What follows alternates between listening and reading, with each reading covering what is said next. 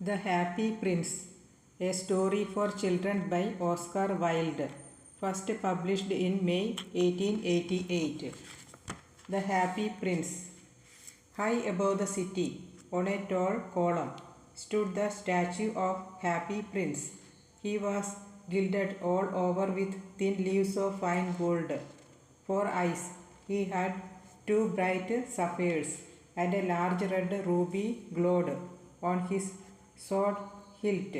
He was very much admired indeed. He is as beautiful as a weather rock, remembered one of the town councillors who wished to gain a reputation for having artistic tastes, only not quite so useful, he added, fearing lest people should think him unpractical, which he really was not. Why can't you be like the Happy Prince? Asked the sensible mother of her little boy who was crying for the moon. The Happy Prince never dreams of crying for anything. I am glad there is someone in the world who is quite happy, muttered a disappointed man as he gazed at the wonderful statue. He looks just like an angel, said the charity children as they came out of the cathedral in their bright scarlet cloaks and their clean white pinafores. How do you know? Said the mathematical master. You have never seen one. Oh, but we have in our dreams, answered the children. And the mathematical master frowned and looked very severe, for he did not approve the children dreaming. One night there flew over the city a little swallow. His friends had gone away to Egypt 6 weeks before, but he had stayed behind, for he was in love with the most beautiful reed.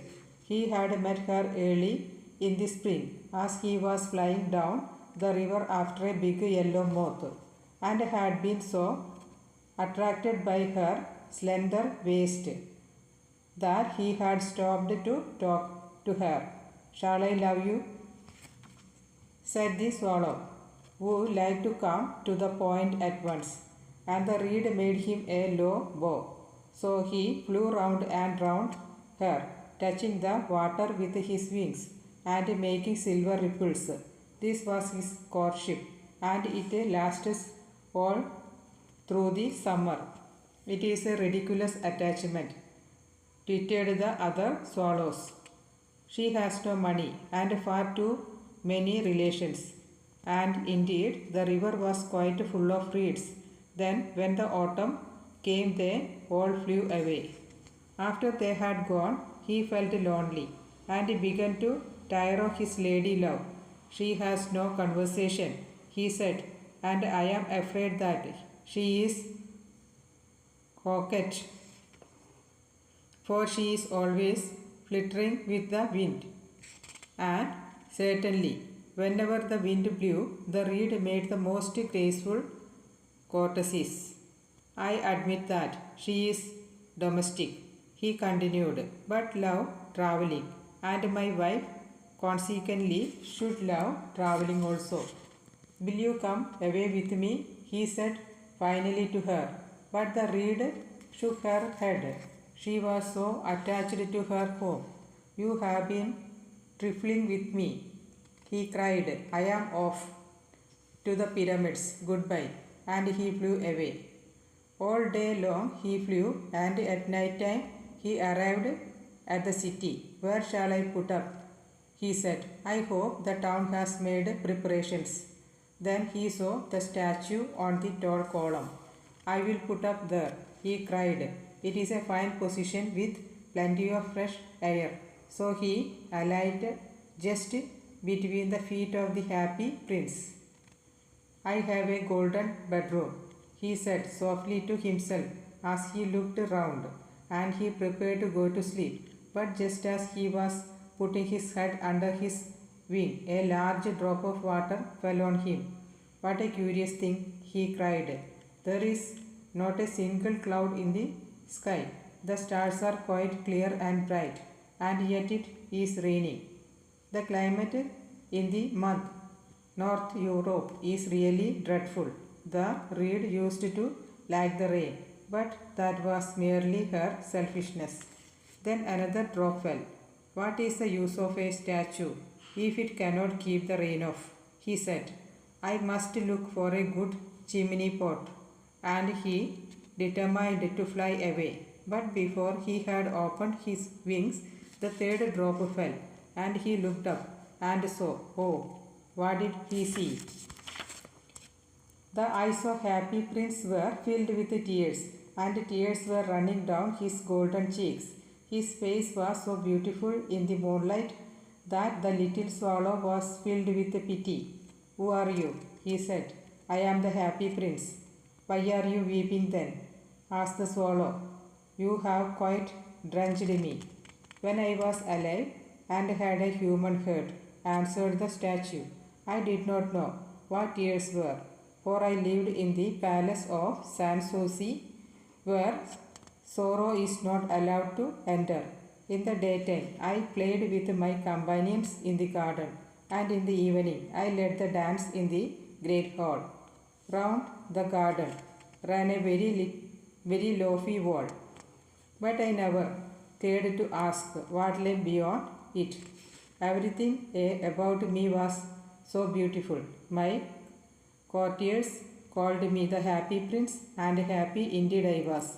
If pleasure be happiness, so I lived, and so I died. And now that I am dead, they have set me up here so high that I can see all the ugliness and all the misery of my city. And though my heart is made of lead, yet I cannot choose but weep. What? Is he not solid gold? Said the swallow to himself. He was too polite to make any personal remark out loud. Far away, continued the statue in a low musical voice. Far away, in a little street, there is a poor house. One of the windows is open, and through it I can see a woman seated at a table. Her face is thin and worn, and she has coarse red hands, all pricked by the needles, for she is a seamstress. She is embroidering passion flowers on a satin gown for the loveliest of the queen's maids of honor to wear at the next court ball. In a bed in the corner of the room, her little boy is lying ill. He has a fever and is asking for oranges. His mother has nothing to give him but river water, so he is crying. Swallow, swallow, little swallow, will you not bring her the ruby out of my sword hilt? My feet are fastened to this pedestal and I cannot move. I am waited for in Egypt, said the swallow. My friends are flying up and down the Nile and talking to the large lotus flowers. Soon they will go to sleep in the tomb of the great king. The king is there himself in his painted coffin. He is wrapped in yellow linen and embalmed with spices. Round his neck in a chain of pale green jade, and his hands are like withered leaves. Swallow, swallow, little swallow, said the prince, will you not stay with me for one night and be my messenger? The boy is so thirsty and the mother is so sad. I don't think I like boys, answered the swallow. Last summer, when I was staying on the river, there were two rude boys, the miller's sons, who were always throwing stones at me. They never hit me. Of course, we swallows fly far too well for that, and besides, I come of a family famous for its agility. But still, it was a mark of disrespect. But the happy prince looked so sad that the little swallow was sorry. It is very cold here, he said, but I will stay with you for one night and be your messenger. Thank you, little swallow, said the prince. So the swallow picked out the great ruby from the prince's sword, and flew away with it in his beak over the roof of the town. He passed by the cathedral tower. There the white marble angels were sculptured. He passed by the palace and heard the sound of dancing. A beautiful girl came out on the balcony with her lover. "How wonderful the stars are," he said to her, "and how wonderful is the power of love. I hope my dress will be ready in the time for the state ball." She answered, "I have ordered passion flowers to be embroidered on it, but the seamstresses are so lazy." He passed over the river and saw the lanterns hanging to the masts of the ship. He passed over the jetto and saw the old Jews bargaining with each other and weighing out money in copper scales. At last he came to the poor house and looked in. The boy was tossing furiously on his bed, and the mother had fallen asleep. She was so tired. In he hopped and laid the great ruby on the table beside woman's thimble. Then he flew gently round the bed, fanning the boy's forehead with his wings.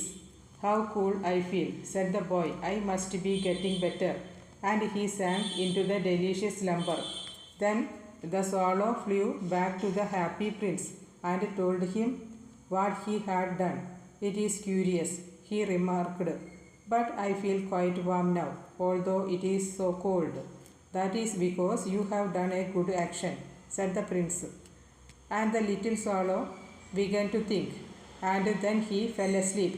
Thinking always made him sleepy. When day broke, he flew down to the river and had a bath.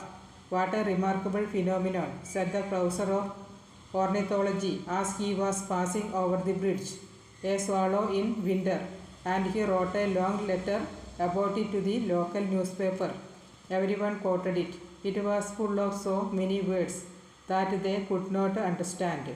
"Tonight I go to Egypt," said the swallow, and he was in high spirits at the prospect.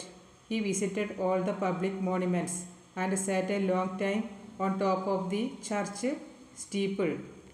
Wherever he went, the sparrows chirped and said to each other, "What a distinguished stranger!" So he enjoyed himself very much. When the moon rose, he flew back to the happy prince. "Have you any commissions for Egypt?" he cried. "I am just starting." "Swallow, swallow, little swallow," said the prince, "will you not stay with me one night longer? I am waited for in Egypt," answered the swallow. "Tomorrow my friends will fly up to the second cataract.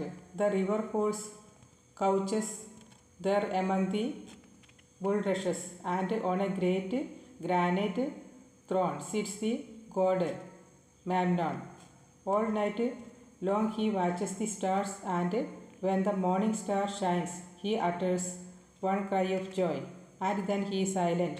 At noon, the yellow lions come down to the water's edge to drink. They have eyes like green beryls, and their roar is louder than the roar of the cataract." "Swallow, swallow, little swallow," said the prince. "Far away across the city, I see a young man in a garret. He is leaning over a desk covered with papers, and in a tumbler by his side there is a bunch of withered violets. His hair is brown and crisp, and his lips are red as pomegranate, and he has large and dreamy eyes. He is trying to finish a play for the director of the theatre, but he is too cold to write anymore. There is no fire in the grate. The hunger has made him faint. I will wait with you one night longer," said the swallow, who really had a good heart. "Shall I take him another ruby?" "Alas, I have no ruby now," said the prince. "My eyes are all that I have left. They are made of rare sapphires, which were brought out of India 1,000 years ago. Pluck out one of them and take it to him. He will sell it to the jeweler and buy food and firewood and finish his play. Dear Prince, said the swallow, I cannot do that. And he began to weep. Swallow, swallow, little swallow, said the prince, do as I command you. So the swallow plucked out the prince's eye and flew away to the student's garret. It was easy enough to get in, as there was a hole in the roof. Through this he darted and came into the room. The young man had his head buried in his hands, so he did not hear the flutter of bird's wing. And then he looked up. He found the beautiful sapphire lying on the withered violets. I am beginning to be appreciated, he cried. This is from some great admirer. Now I can finish my play. And he looked quite happy. The next day, the swallow flew down to the harbor. He sat on the mast of a large vessel and watched the sailors hauling big chests out of the hold with ropes. Heave hoy, they shouted as each chest came up. I am going to Egypt, cried the swallow, but nobody minded. And when the moon rose, he flew back to Happy Prince. I am come to bid you goodbye, he cried. Swallow, swallow, little swallow, said the prince, will you not stay with me one night longer? It is winter, answered the swallow, and the chill snow will soon be here. In Egypt, the sun is warm on the green palm trees, and the crocodiles lie in the mud and look lazily about them. My companions are building a nest in the temple of Baalbek, and the pink and white dogs are watching them and cooing to each other. Dear Prince, I must leave you, but I will never forget you. And next spring, I will bring you back two beautiful jewels in place of those you have given away. The ruby shall be redder than a red rose, and the sapphire shall be as blue as the great sea. In the square below, said the happy prince, there stand a little match girl. She has let her matches fall in the gutter, and they are all spoiled. Her father will beat her if she does not bring home some money, and she is crying. She has no shoes or stockings, and her little head is bare. Pluck out my other eye and give it to her, and her father will not beat her. I will stay with you one night longer, said this swallow, but I cannot pluck out your eye. You would be quite blind then. Swallow, swallow, little swallow, said the prince, do as I command you. So he plucked out the prince's other eye and darted down with it. He swooped past the match girl and slipped the jewel into the palm of her hand. What a lovely bit of glass, cried the little girl, and she ran home, laughing. Then the swallow came back to the prince. You are blind now, he said, so I will stay with you always. No, little swallow, said the poor prince, you must go away to Egypt. I will stay with you always, said the swallow, and he slept at the prince's feet. All the next day he sat on the prince's shoulder and told him stories of what he had seen in strange lands. He told him of the red ibis's who stand in long rows on the bank of Nile and catch goldfish in their beaks, of the sphinx who is as old as the world itself and lives in the desert and knows everything, of the merchants who walk slowly by the side of their camels and carry amber beads in their hands, of the king of the mountains of the moon who is as black as ebony and worships a large crystal, of the great green snake as lives in the palm tree and has 20 priestesses to feed it with honey cakes, and of the pygmies who sail over a big lake on large flat leaves and are always at war with the butterflies. Dear little sparrow, said the princess, you tell me of marvelous things, but more marvelous than anything is the suffering of men and the women. There is no mystery so great as misery. Fly over my city, little swallow, and tell me what you see there. So the swallows flew over the great city and saw the rich making merry in their beautiful houses. While the beggars were sitting at the gates, he flew into dark lanes and saw the white faces of starving children looking out listlessly at the black streets. Under the archway of the bridge, two little boys were lying in one another's arm to try and keep themselves warm. How hungry we are, they said. You must not lie here, shouted the watchman, and they wandered out in the rain. Then he flew back and told the princess what he had seen. I am covered with fine gold, said the prince. You must take it off, leaf by leaf, and give it to my poor. The living always think that gold can make them happy. Leaf after leaf of the fine gold the swallow picked off, till the happy prince looked quite dull and grey.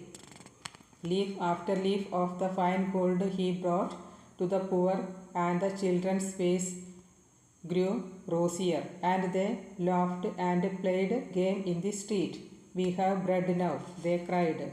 Then the snow came, and after the snow came the frost. The streets looked as if they were made of silver. They were so bright and glistening. Long aisles like crystals, daggers hung down from the eaves of the house. Everybody went about in furs, and the little boys wore scarlet cap and skated on the ice. The poor little swallow grew colder and colder, but he would not leave the prince. He loved him too well. He picked up crumbs outside the baker's door. Then the baker was not looking, and tried to keep himself warm by flapping his wings. But at last he knew that he was going to die. He had just strength to fly up the prince's shoulders once more.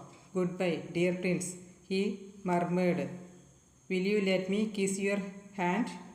I am glad that you are going to Egypt at last, little swallow, said the prince.